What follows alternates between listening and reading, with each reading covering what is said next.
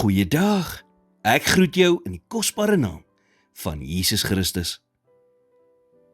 Soms wanneer daar 'n reeks teleurstellende dinge agter mekaar gebeur, kan 'n mens as jy nie versigtig is nie, by 'n plek kom in jou lewe waar jy nie meer enige iets goeds verwag nie.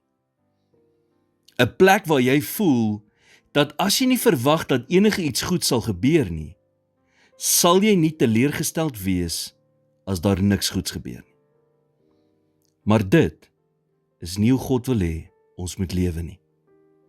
Spreuke 15 vers 15 sê, al die dae van die bedrukte is sleg, maar die vrolike van hart het gedurig deur fees. Baie keer is mense konstant bedruk, want hulle vrees dat iets slegs gaan gebeur, terwyl daar niks verkeerd loop nie. En dit is presies hoe Satan wil hê jy moet lewe. Hy wil hê jy moet die heeltyd iets slegs verwag en dan in vrees lewe, vir die wat as. Wat as dit of dat gebeur? Wat as dit of dat so uitdraai? Vrees is die teenoorgestelde van geloof. En dit verg geloof om goeie dinge in ons lewens te verwag. Om die heeltyd slegte dinge te verwag, maak deure oop vir die vyand om sy bose planne in ons lewens te bewerkstellig. Maar wanneer ons goeie dinge verwag, maak ons die deur oop na God se planne vir ons lewens.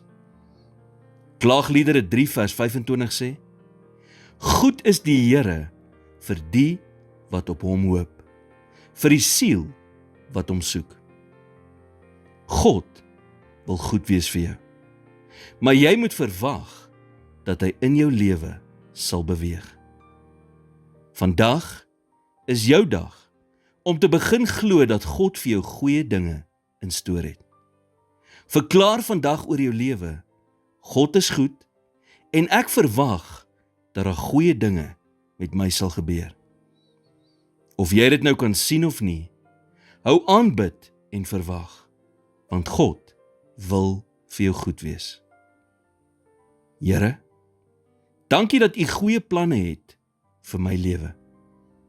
Help my om nie te fokus op die wat as in my lewe nie, maar om in geloof te vertrou dat U vir my goed wil wees. In Jesus naam bid ek dit.